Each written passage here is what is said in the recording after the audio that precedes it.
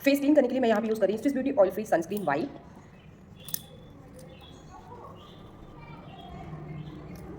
अब आपको किसी अच्छे टोनर से, मैं यहाँ पे रोज वाटर यूज़ कर रही हूँ, दिस इज वेरी अफोर्डेबल, हर कोई इसको यूज़ कर सकता है। मैं यहाँ पे रोज वाटर से अपने फेस को टोन कर रही हूँ, this is also kind of toner. आपको rose water as a toner अपने फेस पे स्प्रे करना है।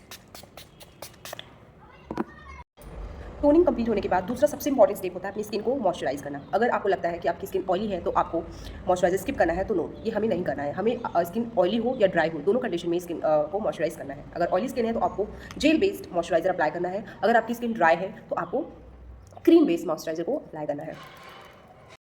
तीसरा सबसे इंपॉर्टेंट स्टेप होता है हमको प्राइमर लगाना। मैं यहाँ पे स्विस ब्यूटी का मैटिफाइंग मेकअप प्राइमर यूज़ कर रही हूँ। अगर आपका स्किन ऑयली है तो आपको मैटिफाइंग मेकअप प्राइमर यूज़ करना है। और प्राइमर हमको पूरे फेस पे एज अ मॉइस्चराइजर नहीं लगाना है। प्राइमर हमें सिर्फ टी जोन पे लगाना है, जहाँ से आपको पसीना ज़्यादा आता है और आपका मेकअप बहुत जल्दी से वहाँ से हट जाता है या फिर ग्रे हो जाता है। उस एरिया पे हमें अच्छे से प्राइमर से प्राइम करना है। ये आपके पोर्स को क्लॉग करता है और पोर के अंदर आपको एकदम ब्लर इफेक्ट देता है और पोर के अंदर फाउंडेशन को नहीं जाने देता, जिससे आपकी स्किन डैमेज नहीं होती। This is very important step, you have not to skip this point. आपको ये ध्यान रखना है कि हर एक प्रोसेस के बीच आपको 30 या फिर 40 सेकंड का गैप लेना है। आपको मॉइस्चराइजर लगा के थोड़े टाइम का गैप लेना है, फिर आपको प्राइमर लगाना है, फिर थोड़ा टाइम का गैप लेना है, टोनर लगाना है, फिर गैप लेना है। इस तरीके से आप जो भी प्रोडक्ट अप्लाई करें उसके बीच 30 से 40 सेकंड या फिर मैक्सिमम 1 मिनट तक का गैप रख सकते हैं, जिससे आपकी स्किन अच्छे से प्रोडक्ट को ऑब्जॉर्व करेगी और आपको बिल्कुल फिनिश और मैट लुक मिलेगा। Thank you. बेस डन होने के बाद सेकंड स्टेप होता है कंसीलर अप्लाई करना। कंसीलर अप्लाई हमें करना होता है अगर हमें अपने डार्क स्पॉट्स को, डार्क पिगमेंटेशंस को हाइड करना होता है। बहुत ज़्यादा अगर आपके फेस पे डार्क स्पॉट है, हाइपर पिगमेंटेशन, तो आपको ऑरेंज कलर का करेक्टर इस्तेमाल करना है। बट मेरे फेस पे इतनी ज़्यादा डार्क स्पॉट्स नहीं है, तो मैं अपनी स्किन कलर से डार्क कलर का ध्यान रखिए। हमें प्रोडक्ट बहुत कम अप्लाई करना है और ब्लेंडिंग बहुत अच्छे से करनी है ताकि हमारी क्रीजेस ना पड़े। हमारे माउथ के अराउंड हमने कंसील कर लिया। अब अंडर आई के नीचे बिल्कुल यहाँ पे और यहाँ पे इस तरीके से आपको अप्लाई करना होता है। बहुत भर भर के नहीं लगाना होता कंसीलर, जितना ज़्यादा लगाएंगे, क्योंकि बहुत ऊपर तक भी नहीं लगाना होता। आपके अंडर आई पे बहुत ज़्यादा क्रीजेस पड़ेंगे। हल्के हल्के हाथ से डैब डैब करके हमें इसको ब्लेंड करना होता है। बिल्कुल हल्के हाथ से, पुश नहीं करना, प्रेशर नहीं अप्लाई करना होता है। हमने कंसीलिंग कर लिया है, अब टाइम है हमें फाउंडेशन अप्लाई करने का। फाउंडेशन हमें हमेशा अपनी स्किन कलर के एग्जैक्ट मैच का लगाना होता है, तो जिससे हमारा बेस बिल्कुल सुंदर दिखता है। अगर आप अपनी स्किन से ज़्यादा लाइट फाउंडेशन लगा लेंगे तो आपका मेकअप ग्रे पड़ जाता है। फाउंडेशन लगाने की टेक्निक होती है कि उसे हमें बैक ऑफ द हैंड पे लेना होता है। वेरी इंपॉर्टेंट टिप कि हाथ आपका साफ होना चाहिए, नहीं तो इसमें ऑक्सीडाइज होकर जो डस्ट वगैरह रहता है वो हमारे मेकअप को डैमेज कर देता है। ठीक है, ऐसे ब्लेंडर पे लेना होता है, हम डैब डैब करके धीरे धीरे से हमें पहले एक साइड पे पूरा ब्लेंड करना होता है, पूरे फेस पे एक साइड पे, यानी कि पूरे फेस पे मैं फैला दिया यहाँ डैब डैब करके, और फैला ना पाया तो मेकअप पे हमारा एक ही जगह पे स्टक हो जाता है, फिर उसको स्प्रेड करना बहुत मुश्किल होता है।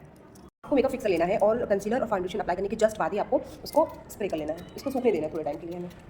मैं यहाँ पे क्रीम ब्लश लगा रही हूँ, तो ब्लश आपको लेकर के इस तरीके से डायरेक्ट अपने चिक पे नहीं लगा लेना, ये बहुत ही हार्श लुक देता है। आपको इस तरीके से अपने बैक ऑफ द हैंड पे लेना है, इसको स्प्रेड करना है, फिर इसकी हेल्प से जिस डायरेक्शन में आपको लगाना है, लिफ्टेड लुक चाहिए तो आपको डैब डैब करके यहाँ तक ले जाना है। अगर आपको चबी लुक चाहिए, आपका फेस पतला है, तो आप चिक बोन पे, जो हमारी ये बोन है, इस जगह पे ब्लशर को अप्लाई करिए, तो आपको चबी लुक मिलेगा। मुझे लिफ्टेड लुक चाहिए तो इसलिए मैं इसको इस डायरेक्शन में अप्लाई कर रही हूँ।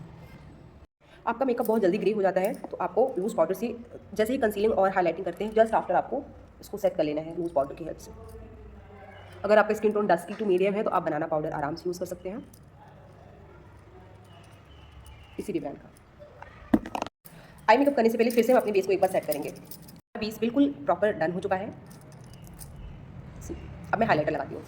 हाईलाइटर लगाने की टेक्निक क्या होती है कि आपको फैन ब्रश, कोई मोटा मोटा सा ब्रश नहीं लेना है, आपको इस तरीके से अपने फिंगर पे लेना है। आप ब्यूटी ब्लेंडर से लगा सकती हैं, आप किसी भी फ्लफी ब्रश से लगा सकती हैं। ऐसे अपने नोज टिप पे रखना है, देख लो साइन कैसे आ रहा है। ठीक है, बिल्कुल बहुत ज़्यादा सा नहीं लेना है। हाईलाइटर को हल्का सा रब करना है और यहाँ पे लगाना है। यहाँ से यहाँ तक ऐसे हार्श लाइन नहीं बनानी है, that looks very creepy. Okay, तो आपको यहाँ हल्का सा टच करना है और इस नोज टिप पे। अब जब भी आपकी फेस पे लाइट पड़ेगा ना, तो ये इस तरीके से बहुत अच्छा सा साइन देगा, ऐसा लगेगा कि ग्लो आपके अंदर से आ रहा है। और हाईलाइटर को लगाना होता है हमको अपने चिक बोन पे इस तरीके से घुमाते हुए। आपको ऐसे लाइन नहीं बना देनी है, बिल्कुल उसको ब्लेंड करना है हमारी स्किन में, ब्लशर के साथ उसको ब्लेंड कर देना है। I am not using contour here, क्योंकि मुझे बिल्कुल सॉफ्ट लुक चाहिए। कॉन्टोर वगैरह तो एक्स्ट्रा हो जाता है यदि आप बिगिनर हो तो।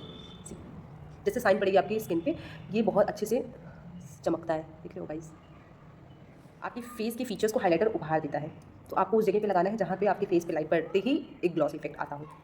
मेरा फॉरहेड होता है तो मैं यहाँ करने की, तो अब हम आई मेकअप करते हैं, बिल्कुल ही सॉफ्ट साइड मेकअप।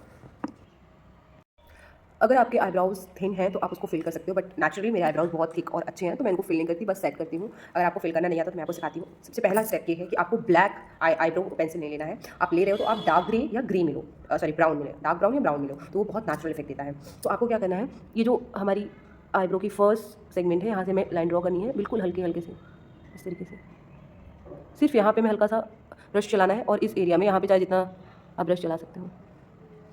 इसमें और इसमें डिफरेंस देखो, मैंने काजल लगाया हुआ है। अगर आपका भी काजल बहुत जल्दी से फैल जाता है और आप मंजुलिका लगने लगते हो, तो काजल लगाने के बाद आपको क्या करना है, एक डार्क डार्क ब्राउन कलर का आई शेडो लो, ऐसा सा डार्क ब्राउन, इसको डस्ट ऑफ कर लेना है और अपने वाटर लाइन के नीचे हमारा जो क्रीज एरिया होता है यहाँ से हमें इसको ब्लेंड करना है।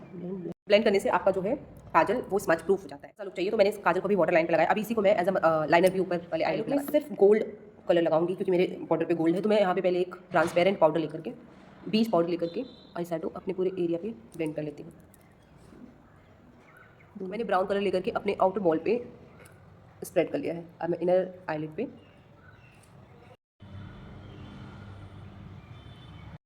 इसमें और इसमें डिफरेंस देखो। I look as a wedding guest makeup look party wear के लिए किसी भी आउटफिट पे ट्राई कर सकते हैं। ये आपको बहुत ही अच्छा लुक देगा, बहुत सुंदर लग रहा है। मैंने सिर्फ 2 कलर का यूज़ करके इसको किया है। In real it's looking so gorgeous.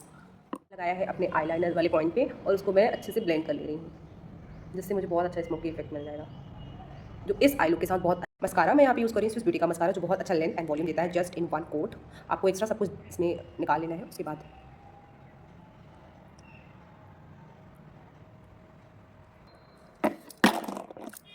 Dark lipstick लेके आपको आउटलाइन कर लेना है लिप को।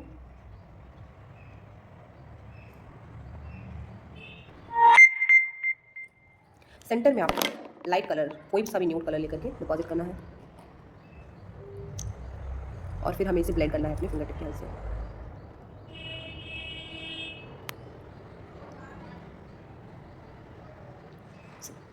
This is the final look. Do you like it? Please tell me in the comment section.